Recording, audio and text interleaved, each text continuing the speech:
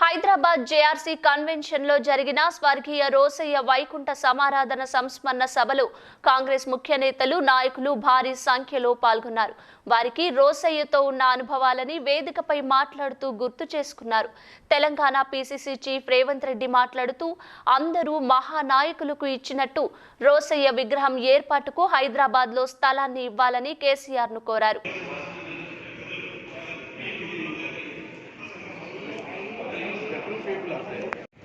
చెప్పుకున్నానే వారు ప్రతివారానికి కాంగ్రెస్ పార్టీ తరఫున వారు రాష్ట్ర ప్రభుత్వాన్ని కోరుతూ వారి కుటుంబ సభ్యుల్ని కాకుండా ప్రతి కాంగ్రెస్ సభ్యుడిని సమస్య అత్యంత కృష్ణారెడ్డి గారు అదే తరువాత శ్రీ అంబటి రామారావు గారు ప్రసంగిస్తారు.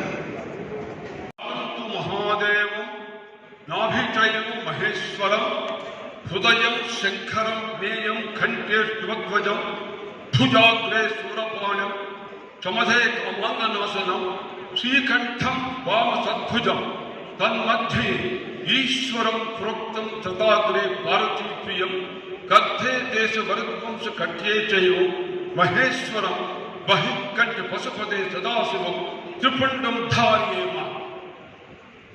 అంటే ప్రతి మానవుడు భగవంతుని సృష్టిలో మనం జన్మిస్తాం, జీవిస్తాం, మరణిస్తాం. ఇది మానవ జన్మ యొక్క ప్రక్రియ. ఇది ఎవరో ఆపలేరు. కానీ కొంతమంది మహనీయులు జన్మించినా, జీవించినా, మరణించినట్లు కాదు, మన హృదయాల్లో జీవిస్తారు. ఆ కోవకు చెందిన వాడే రోసయ్య గారు సభాముఖంగా తెలియజేస్తున్నారు. కారణం ఎన్నో కారణాలు. మనం ముఖ్యమంత్రి కావచ్చు, ఇంకా ఎన్నో పదవులు రావచ్చు. ఏది శాస్త్రం కాదు. రోసయ్య గారు ఆయన జీవితంలో ఒకే వేదాంతం నమ్మేవాడు. ఎప్పుడున్నా కనిపిస్తే సుబ్బరామరెడ్డి ఏది శాస్త్రం కాదయ్యా, ఇవన్నీ కూడా మన అందరినీ అభిమానం ఉండడమేను, సహాయం చేయడమేను అని ఎప్పుడు అనుకునేవాడు. ఎంత మహనీయుడు. ఈ రోజుల్లో మానవుడికి ఒక భయంకరమైన వ్యాధి ఏమిటంటే అధికార వ్యవస్థ అనే అహంకారం పక్కనే పెరుగుతుంది కొంతమందికి. దాని అహంకారం గ్రహించిన వాడే గొప్పవాడు మానవ జీవితంలో. ఆ కోవకు చెందినటువంటి రోసయ్య గారు ఫైనాన్స్ మినిస్టర్, ఒక ముఖ్యమంత్రి గారు, చెన్నారెడ్డి గారు, జనార్దన్ రెడ్డి గారు, విజయ్ భాస్కర్ రెడ్డి గారు, ఇంకా అందరు ముఖ్యమంత్రుల దగ్గర ఆయన ఫైనాన్స్ మినిస్టర్ రాజశేఖర రెడ్డి గారు ఫైనాన్స్ మినిస్టర్గా ఉండి ఒక ముఖ్యమంత్రి అయి ఉన్నదైనా కృతజ్ఞతతో అంతా కూడా ఆ శాస్త్రం తామరాకు ఏ విధంగా అయితే చాలా నీరుపైన తాకినట్టుగా ఉంది. తండ్రి సమానులు స్వర్గీయ రోసయ్య గారి గురించి మనమందరం కూడా జ్ఞాపకాలు చేసుకునేటువంటి ఒక వేదికను ఏర్పాటు చేసిన రోసయ్య గారి కుటుంబ సభ్యులు ప్రత్యేకంగా నేను ధన్యవాదాలు తెలియజేస్తున్నాను. నన్ను కూడా ఆహ్వానించినారు. ఈ దేశంలోనే ఆర్థిక క్రమశిక్షణ, ఏదైనా ఒక పేటెంట్ రైట్ ఉంటే అది ఒక రోసయ్య గారికి ఉంటుంది అనేటువంటిది నేను గట్టిగా నమ్మాను.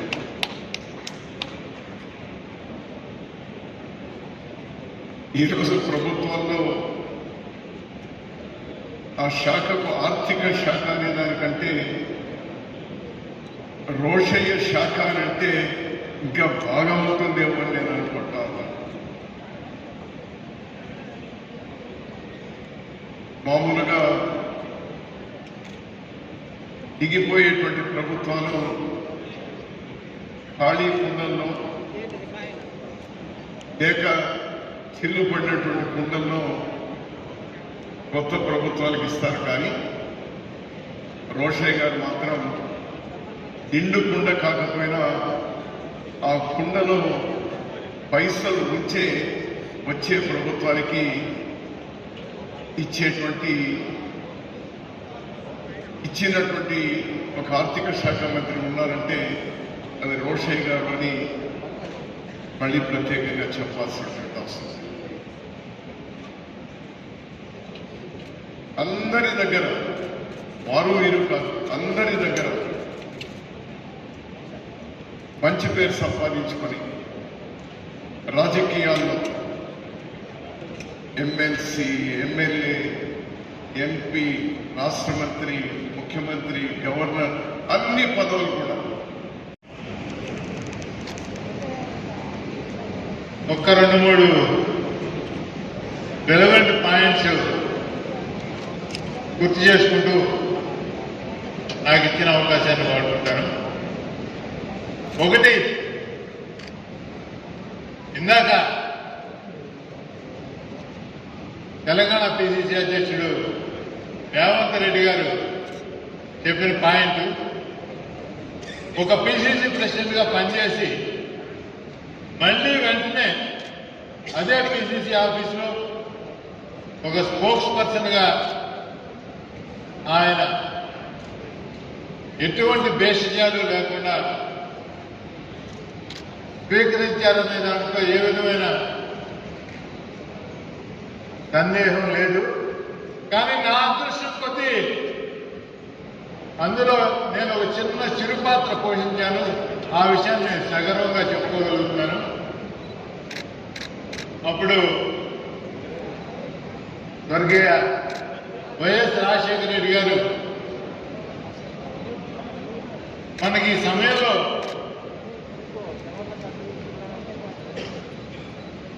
రోషయ్య గారు చీఫ్ స్పోక్స్ పర్సన్ గా ఉంటే, ఎందుకంటే మనందరికీ తెలుసు రాజశేఖర రెడ్డి గారికి హైదరాబాద్ లో ఉండే టైం తక్కువగా ఉండి ఆయన జిల్లాలో రాష్ట్రంలో నలుమూలలా పర్యటించడం ఆయనకి కొణిజేటి రోషయ్య గారి సంస్మరణ సభకు చేసినటువంటి అతిరథ మహారథులు,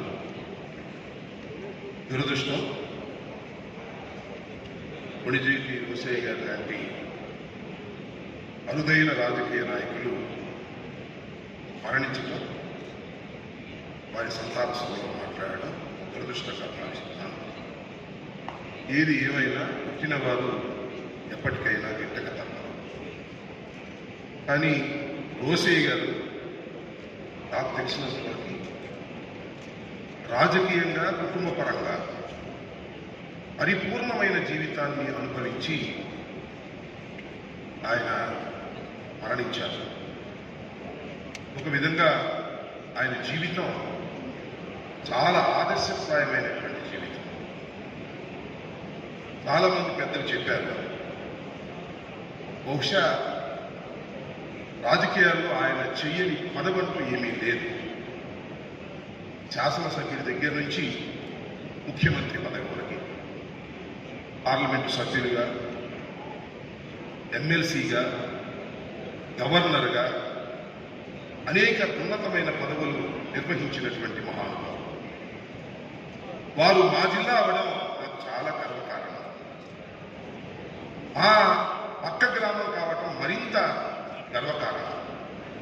నాకు ఒకటి గుర్తొస్తుంది. నేను మొదటిగా అపోజిషన్ కాన్ఫిడెంట్ గా తీసుకోవాలి, ప్రజలకు ఇచ్చిన హామీలు నిలబెట్టుకోవాలి. రోషయ్య గారు ఏదైనా మాట్లాడితే తప్పనిసరిగా దాంట్లో డెప్త్ ఉంటేనే అది చేయగలుగుతూనే చెప్పినటువంటి వ్యక్తి. ఆయన ఫైనాన్స్ మినిస్టర్ గా ఇంట్రడ్యూస్ చేశారు అసెంబ్లీలో. మీరు ఎప్పుడు కూడా వెనుకపోయేది లేదు. అపోజిషన్ ఇండైరెక్ట్ గా క్రిటిసైజ్ చేసినా చూసేవాడు అప్రిషియేట్ చేసేది. ఇవాళ ఎవరేం మాట్లాడుతున్నారో తెలియదు, ఎవరెవరిని తిడుతున్నారో తెలియదు. రాజకీయాలంటే ముందాగా ఉండాలని చెప్తూ ఏదైనా రోషయ్య గారి సభలో మరొకసారి ఆయన నివాళులు అర్పించు, వారి కుటుంబ సభ్యులకు భగవంతుడు ఆయన ఆరోగ్యాలు ఇవ్వాలని కోరుతూ సెలవు తీసుకుంటారు. ధన్యవాదాలు గురుగారు. మరి అనుభవజ్ఞుడు హనుమంతరావు గారికి ధన్యవాద పుష్పమాలికలు అందిస్తూ తర్వాత ఆంధ్రప్రదేశ్ రాష్ట్ర దేవాదాయ ధర్మాదాయ శాఖ మంత్రి రోసయ్య గారి కుటుంబ సభ్యులకు, అభిమానులకు, సహచరులకు, కాంగ్రెస్ పార్టీ నాయకులకు అందరికీ కూడా నమస్కారం. రోసయ్య గారి గురించి మాట్లాడాలి అంటే 50 సంవత్సరాల సుదీర్ఘమైన ఆయన రాజకీయ అనుభవం, చట్టసభలల్లో వారు పోషించిన పాత్ర, వారు ఏ నాయకుడికైతే తోడుగా ఉంటారో ఆ నాయకుడికి వచ్చే సమస్యల్ని పరిష్కరించడంలో ఒక ట్రబుల్ షూటర్, ట్రబుల్ మేకర్గా చట్టసభలలో తన పాత్రను రాబోయే మరో 50 సంవత్సరాలు కూడా గుర్తుండే విధంగా చట్టసభలలో వారి పాత్రను పోషించింది. పరిపాలనా దక్షుడిగా, గాంధేయవాదిగా, కాంగ్రెస్ పార్టీ క్రమశిక్షణ కలిగిన సైనికుడుగా, శ్రీమతి సోనియా గాంధీ గారికి అత్యంత ప్రీతిపాత్రుడైన కాంగ్రెస్ పార్టీ కుటుంబ సభ్యుడిగా, మొన్న పార్లమెంట్ సెంట్రల్ హాల్లో సిపిపి సమావేశం జరిగినప్పుడు శ్రీమతి సోనియా గాంధీ గారు రోసయ్య గారి గురించి ప్రత్యేకంగా అడిగి సిపిపి సమావేశంలో వారి మరణానికి ప్రత్యేకంగా నివాళులు కూడా శ్రీమతి సోనియా గాంధీ గారు అర్పించే విధంగా అక్కడ చర్యలు తీసుకున్నాం. అంటే గాంధీ కుటుంబానికి రోసయ్య గారి యొక్క సన్నిహితులో ఎంత అభిమానులో ఆ ఒక్క సంఘటన మనం గుర్తు చేసుకోవాల్సిన అవసరం ఉన్నది. నేను మొదట శాసనమండలి సభ్యుడిగా వచ్చినప్పుడు కొన్ని అంశాలను ప్రస్తావిస్తే రోసయ్య గారు తనదైన శైలిలో సమాధానం చెప్పిన తర్వాత సభ వాయిదా పడ్డాక నన్ను పిలిపించుకొని ప్రత్యేకంగా పేరు, ఊరు, వివరాలు అన్నీ అడిగి నీలో చదవాలన్న ఆలోచన, మాట్లాడాలన్న తాపత్రయం, పట్టుదల ఉన్నది. శాసనసభలో ఉండే లైబ్రరీకి వెళ్ళి వీలైనంత మేరకు ఎక్కువ సమయాన్ని అక్కడ గడుపు. చట్టసభలలో చదువుకొని వచ్చే మాట్లాడే వాళ్ళు తగ్గుతున్నారు. నువ్వు ఆ దిశగా ప్రయత్నం చేయాలి. వివిధ సందర్భాలలో ఏ అంశం ప్రస్తావించాల్సి వచ్చినా, ఈవెన్ ప్రెస్ మీట్లలో పెట్టే మాట్లాడే సందర్భంలో కూడా వారు ఇచ్చిన సూచనను గుర్తు చేసుకొని అంశాలను క్షుణ్ణంగా పరిశీలించి వాటి పట్ల అవగాహన కల్పించుకొని ఈరోజు రాష్ట్ర స్థాయిలో 2 రాష్ట్రాలలో కూడా గుర్తింపు వచ్చింది. వారు ఎమ్మెల్యేగా, ఎమ్మెల్సీగా, ఎంపీగా, మంత్రిగా, ముఖ్యమంత్రిగా, గవర్నర్గా, అంటే ఒక ఎంపీగా, మంత్రిగా, ముఖ్యమంత్రిగా, గవర్నర్గా, అంటే ఒక ప్రజాప్రతినిధి, ప్రజలెన్నుకున్న ప్రజానాయకుడుగా ఇన్ని హోదాలు నిర్వహించి ఏ వివాదం లేకుండా 50 సంవత్సరాల సుదీర్ఘమైన రాజకీయ జీవితంలో గొప్ప పేరు సంపాదించిన వ్యక్తి దేశంలోనే వేళ్ల మీద లెక్క పెట్టగలిగిన వాళ్ళలో రోసయ్య గారు ఒకరు అని మనం గర్వంగా చెప్పుకోవచ్చు. 6 అడుగుల ఆజానుబాహుడు, తెలుగు ధనానికి పంచకట్టు ద్వారా ఒక గొప్ప కీర్తిని, గుర్తింపును, వారిని చూడంగానే గౌరవించాలి. వారు నడుచుకుంటూ వస్తుంటే ప్రతిపక్ష శాసనసభ్యులైన పడని వాళ్ళైనా లేచి నిల్చొని వారికి నమస్కారం పెట్టాలనే విధంగా వారి వ్యవహార శైలి ఉండేది. అలాంటి నాయకులు లేకపోవడం కాంగ్రెస్ పార్టీకి, గాంధీ కుటుంబానికి తీరని లోటు. ఈ కార్యక్రమానికి రాహుల్ గాంధీ గారిని, శ్రీమతి సోనియా గాంధీ గారిని, డాక్టర్ కేవీపీ రామచంద్రరావు గారు నాకు చెప్తే వారికి నేను చెప్పడం జరిగింది కార్యక్రమం ఉందని. ఏఐసిసి ప్రతినిధిగా మీరు మాట్లాడండి, ఎందుకంటే పార్లమెంట్ సమావేశాలు జరుగుతున్నాయి, ప్రత్యేక ప్రతినిధిని పంపించలేకపోయినా ఏఐసిసి ప్రతినిధిగా మీరే మాట్లాడి వారి కుటుంబానికి ప్రగాఢమైన సానుభూతిని కాంగ్రెస్ పార్టీ ఎల్లవేళలా కుటుంబానికి అండగా ఉంటుంది అని చెప్పి వారికి చెప్పండి అని చెప్పి కాంగ్రెస్ పార్టీ అధ్యక్షురాలు నాకు సూచన చేసేందుకు రోసయ్య గారి కుటుంబానికి ఎల్లవేళలా కాంగ్రెస్ పార్టీ అండగా ఉంటుంది. వారి లేని లోటును ఎవరు తీర్చలేరు, కాంగ్రెస్ పార్టీలో కానీ, తెలుగు రాష్ట్రాలలో, రాజకీయాలలో కానీ. అలాంటి వ్యక్తి లేకపోవడం బాధాకరం. కానీ వారిచ్చిన స్ఫూర్తి, వారిచ్చిన ఆలోచన మన ముందు ఉన్నది. వారిని గౌరవించడం, వారిని గుర్తు చేసుకోవడం అంటే వారిచ్చిన స్ఫూర్తితో ముందుకు సాగడమే. ఈనాడు రాజకీయాలలోకి రావాలనుకుంటున్న వాళ్ళు రోసయ్య గారి నుంచి స్ఫూర్తి పొందాల్సిన అవసరం ఉన్నది. చట్ట సభలలో వారు మాట్లాడిన చర్చలలో వారు భాగస్వామ్యాన్ని గమనిస్తే చాలా విషయాలు మనకు అర్థమవుతాయి. చాలా విషయాలను మనం పాటిస్తే మనం కూడా రాణించడానికి అవకాశం ఉంటుంది. తప్పకుండా భవిష్యత్తులో తెలంగాణ రాష్ట్రంలో కాంగ్రెస్ పార్టీని ముందుకు తీసుకెళ్లే విషయంలో రోసయ్య గారిని స్ఫూర్తిగా తీసుకొని ఆదర్శంగా తీసుకొని కాంగ్రెస్ పార్టీని ముందుకు నడిపించే ప్రయత్నం చేస్తాం. ఈ సందర్భంగా ఒక్క అంశాన్ని నేను గుర్తు చేయదలుచుకున్నాను. ఒక జర్నలిస్ట్ నాతో పంచుకున్నాడు. రోసయ్య గారు పిసిసి అధ్యక్షుడిగా ఉండి అధ్యక్షుడి పదవి నుంచి వారు వైదొలిగిన తర్వాత చాలామంది ఇంకా పెద్ద పదవి కావాలనో లేదా నాకు ఏ పదవి వద్దనో పక్కన కూర్చుంటారు. కానీ రోసయ్య గారు పీసీ చేసుకున్న తర్వాత మళ్ళీ అధికార ప్రతినిధిగా బాధ్యత తీసుకొని కాంగ్రెస్ పార్టీ బాణిని వినిపించి ఏకైక అధికార ప్రతినిధిగా ఉప్పు తిప్పలు పెట్టి కాంగ్రెస్ పార్టీ తిరిగి అధికారంలోకి రావడానికి వారి విశేషమైన కృషి చేసిందని చెప్పినప్పుడు నాకు ఆశ్చర్యం కలిగింది. ఎందుకంటే ఒక పిసిసి అధ్యక్ష బాధ్యత నిర్వర్తించిన తర్వాత కొత్త పిసిసి అధ్యక్షుడు వచ్చిన తర్వాత పాత పిసిసి అధ్యక్షుడు ఒక అధికార ప్రతినిధిగా బాధ్యతలు నిర్వర్తించిందంటే వారు ఎంత నిరాడంబరులో వారు పార్టీ కోసం ఎంత కట్టుబాటుతో పనిచేసిందో ఈ ఒక్క సంఘటనను మనం గుర్తు చేసుకుంటే సరిపోతుంది. కాబట్టి వారిని ఆదర్శంగా తీసుకొని ముందుకు వెళ్తాం. ఈ రాష్ట్ర ముఖ్యమంత్రి గారికి గౌరవనీయులైన చంద్రశేఖరరావు గారికి కాంగ్రెస్ పార్టీ తెలంగాణ శాఖ అధ్యక్షుడిగా ఒక విజ్ఞప్తి చేస్తున్నాయి. రోసయ్య గారు, మరి చెన్నారెడ్డి గారు, విజయభాస్కర్ రెడ్డి గారు, రాజశేఖర రెడ్డి గారు, ఎన్టీ రామారావు గారితో పోలిస్తే సమకాలీన రాజకీయాలలో ఏమాత్రం తక్కువ కాదు. హైదరాబాద్ నడిపొట్టున అందరూ గౌరవించే విధంగా రోసయ్య గారి స్మృతి వనాన్ని రాష్ట్ర ప్రభుత్వం నిర్మించాలి, స్థలం కేటాయించాలి, నిధులు కేటాయించాలి. ఇదే రోసయ్య గారికి మనం ఇచ్చే గౌరవం. రోసయ్య గారిని ఆదర్శంగా తీసుకోవాలి అంటే హైదరాబాద్ నగర నడిపొట్టున గత ముఖ్యమంత్రులు ప్రధానమంత్రి పివి నరసింహారావు గారు జైపాల్ రెడ్డి గారికి ఏ విధంగా అయితే స్థలం కేటాయించి స్మృతి వనం నిర్మించారో తెలంగాణ రాష్ట్ర ప్రభుత్వం కూడా అదే రకమైన స్మృతి వనం నిర్మించి రోసయ్య గారికి ఘనమైన నివాళులు తెలంగాణ రాష్ట్ర ప్రజల తరఫున మనం తెలియజేయాల్సిన అవసరం ఉన్నది. కాబట్టి దయచేసి రాష్ట్ర ముఖ్యమంత్రి గారికి సగౌరవంగా నేను కాంగ్రెస్ పార్టీ అధ్యక్షుడిగా విజ్ఞప్తి చేస్తున్నా. రోసయ్య గారి అభిమానిగా కూడా ఈ రాష్ట్ర ముఖ్యమంత్రి గారికి సూచన చేస్తున్నా. హైదరాబాద్ నడిబొట్టులో రోసయ్య గారి పేరు మీద స్థలం కేటాయించండి. వారి స్మృతి వనం నిర్మించడం ద్వారా భవిష్యత్ తరాలకు ఒక ఆదర్శమైన రాజకీయాలను అందించడానికి రాష్ట్ర ప్రభుత్వం ముందుకు రావాల్సిందిగా వారికి విజ్ఞప్తి చేస్తూ సెలవు తీసుకుంటున్నా. ధన్యవాదాలు మిత్రులారా. స్వర్గీయ రోసయ్య గారికి శ్రద్ధాంజలి ఇవ్వాలనిపిస్తుంది. గౌరవనీయులు రోసయ్య గారితో సుమారు 31 సంవత్సరాల అనుబంధం ఉండటమే కాదు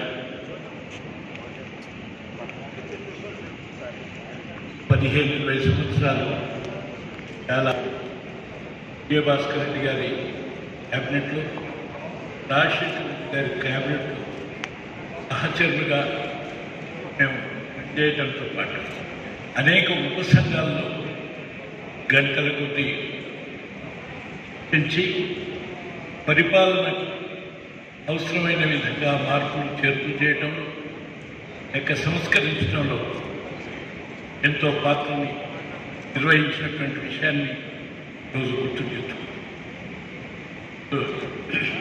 చాలామంది మాట్లాడవలసిన వారు ఉన్నారు కాబట్టి 1-2 విషయాల్లోనే ఆయన సామర్థ్యం లేక ఆయన నిర్వహించిన తీరుని చేస్తూ ఉపన్యాసాన్ని ముగిస్తాను.